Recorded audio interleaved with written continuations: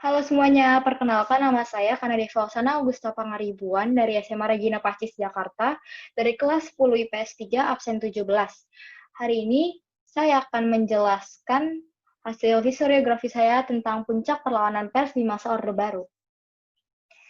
Pendahuluan, alasan saya memilih topik ini karena topik ini berkaitan dengan pekerjaan orang tua saya, yaitu mantan wartawan, dan mereka juga menjadi saksi sejarah terjadi peristiwa ini. Tujuan dari artikel saya ini adalah untuk mengingatkan bahwa meski sudah banyak masyarakat yang tidak membaca koran, hanya melalui internet saja, tetapi peran dan fungsi berita atau media massa itu tetap kuat dan penting bagi kehidupan negara maupun masyarakat. Dalam presentasi ini, saya akan menjelaskan beberapa bagian, seperti pertama sejarah pers, yang kedua pers dan kekuasaan, yang ketiga pemberedalan pers, dan yang terakhir perlawanan yang menguat. Sejarah pers. Jadi sebenarnya tuh pers itu udah ada di era kolonial loh.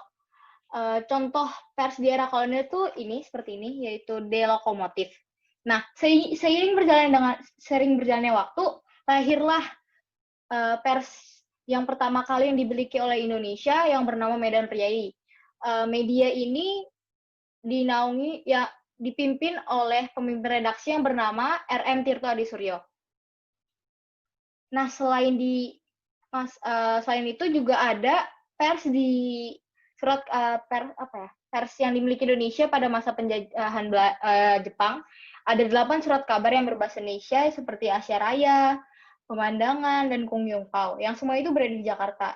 Lalu juga ada surat kabar Cahya di Bandung, Sinar Matahari di Yogyakarta, Koran Sinar Baru di Semarang, Pewarta Perniagaan di Surabaya, serta Suara Asia. Dalam perjalanannya, pers di masa kolonial itu sudah memiliki fungsi dan peranan yang penting loh, sehingga pers itu dipandang sebagai salah satu alat juang untuk meraih kemerdekaan Indonesia. Nah, dari berbagai pers yang dimiliki oleh pribumi ini, dianggap sebagai salah satu cara yang ampuh untuk menyampaikan seruan untuk meraih kemerdekaan Indonesia. Hingga tiba di mana di saat semangat nasionalisme dan solidaritas para gerakan pemuda dan para masyarakat yang akhirnya sehingga Indonesia akhirnya bisa meraih kemerdekaannya.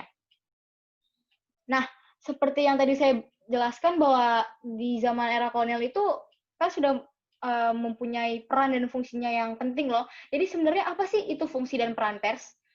Fungsi dan peran pers itu yang pertama sebagai penyalur informasi. Maksud di sini adalah pers itu sebagai salah satu sarana untuk menyalurkan informasi kepada masyarakat.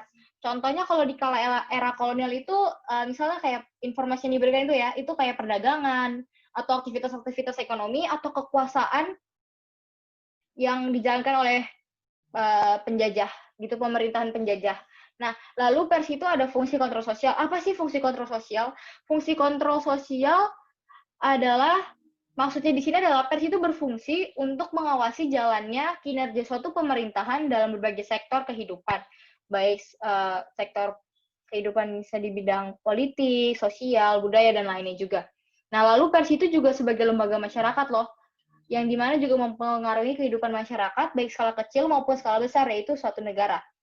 Nah, maksud dari lembaga masyarakat itu siapa sih? Maksud dari lembaga masyarakat ini, bahwa pers itu bukan hanya menyalurkan informasi kepada masyarakat, tetapi pers juga dapat menyalurkan opini, serta aspirasi masyarakat. Nah, dalam menjalankan peran dan fungsinya itu, pers tidak akan lepas dari yang namanya suatu peraturan yang ada dan dibuat oleh suatu pemerintahan, suatu negara. Nah, hal inilah yang disebut dengan sistem pers.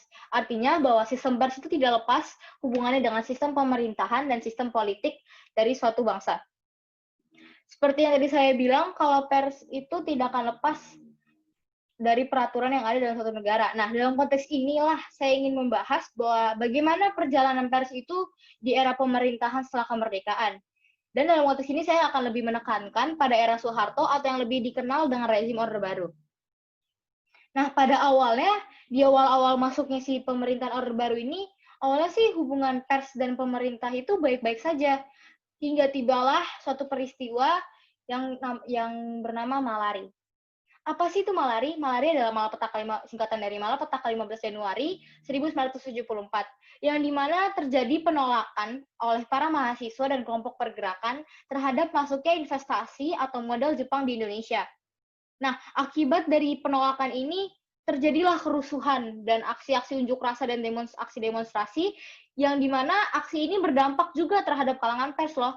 Nah, dari dampak yang dirasakan oleh pers adalah ada 11 surat kabar dan 1 majalah yang dibredel atau diberangus.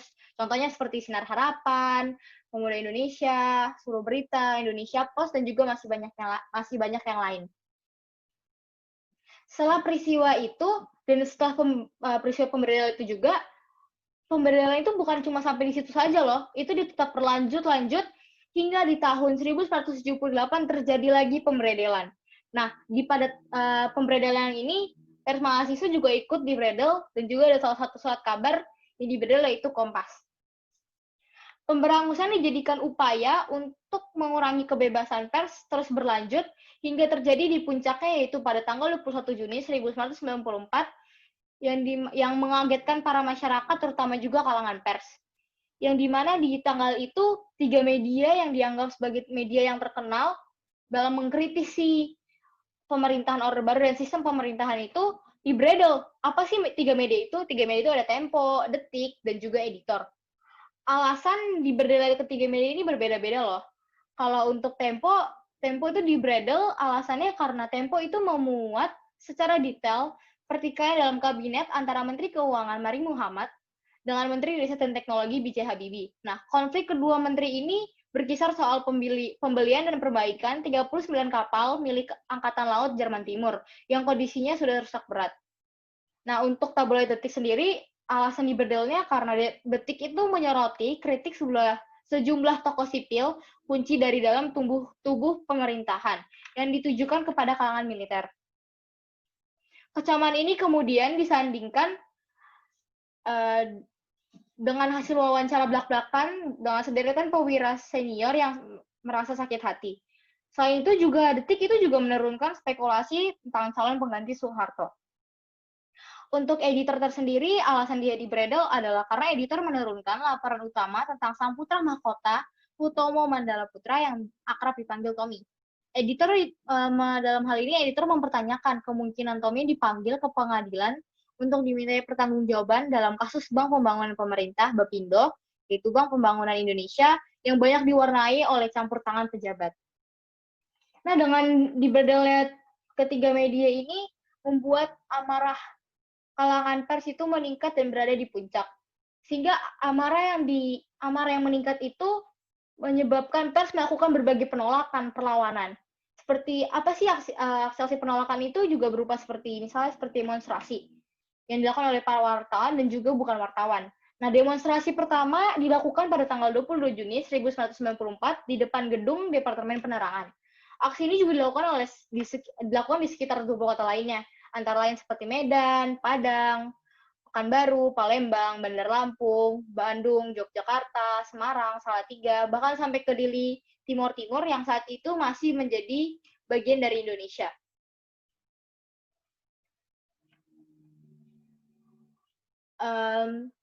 Aksi penolakan ini juga didukung oleh kelompok-kelompok mahasiswa dan kalangan masyarakat lainnya. Pemberontakan atau perlawanan itu tidak hanya dengan aksi unjuk rasa atau demonstrasi itu saja, tetapi dengan melahirkan berbagai media baru, walaupun media tersebut tidak ada izin, tapi mereka tetap menerbitkan untuk menggalang kekuatan membangun opini. Nah, salah satu organisasi itu juga dari media itu juga dinaungi oleh beberapa organisasi. Salah satu organisasinya adalah AJI. AJI kepanjangan dari Aliansi Jurnalis Independen. AJI atau Aliansi Jurnalis Independen itu didirikan oleh sekitar 100 jurnalis dan kolumnis sebagai bentuk penolakan terhadap pemberedelan ketiga media tersebut dan juga kekecewaan terhadap PWI, yaitu Persatuan Wartawan Indonesia yang dianggap sebagai tangan kanan pemerintah. AJI menerbitkan beberapa majalah yang berisi kritikan tajam terhadap pemerintah. Nah, AJI ini menerbitkan media-media atau majalah-majalah itu tujuannya itu sebagai sarana untuk menyalurkan ide-ide dan tulisan-tulisan dari para wartawan yang medianya juga dibredel. Nah, ini adalah contoh majalah yang diterbitkan oleh AJI, yaitu Independen. Nah, awalnya namanya Independen, lalu diubah menjadi Suara Independen. Organisasi AJI ini juga didukung oleh kalangan mahasiswa, tetapi sayangnya organisasi ini termasuk dalam daftar organisasi terlarang. Karena salah satu alasannya adalah majalah yang diterbitkan oleh AJI ini tidak memiliki SIUP, yaitu Surat Izin Usaha Penerbitan Pers. Aksi demonstrasi yang terus-menerus kuat hingga akhirnya aksi ini menjadi salah satu pemicu bagi sebagian para tokoh pergerakan dan juga masyarakat yang selama ini memang sudah tidak suka dengan rezim Orde Baru. Nah, aksi protes atas pemberhentian 3 Mei ini semakin memperkuat dan membakar semangat penolakan mahasiswa terhadap rezim Orde Baru dan juga masyarakat ya. Hingga akhirnya di mana terjadilah aksi unjuk rasa yang tujuannya untuk menggulingkan rezim Orde Baru. Dengan segala aksi yang terus menguat itu, aksi perlawanan, baik demonstrasi atau apapun itu, maka berhasillah semua aksi-aksi yang menguat itu berhasil meruntuhkan rezim Orde Baru pada tanggal 20 Mei 1998. Nah, dan satu hari setelah runtuhnya rezim Orde Baru itu, Soeharto memutuskan untuk mengundurkan diri dari jabatannya sebagai presiden. Dengan runtuhnya rezim ini dan juga kemunduran dari Soeharto ini, dampak yang dirasakan oleh pers tersendiri. Apa sih dampaknya? Dampak yang dirasakan pers itu seperti pers kembali merenggut dan mendapatkan kembali kebebasan pers. Dan juga lahirlah Undang-Undang Pokok Pers yang menjamin kebebasan pers, yaitu di mana pers itu tidak perlu membuat SIUP untuk menerbitkan suatu tulisan.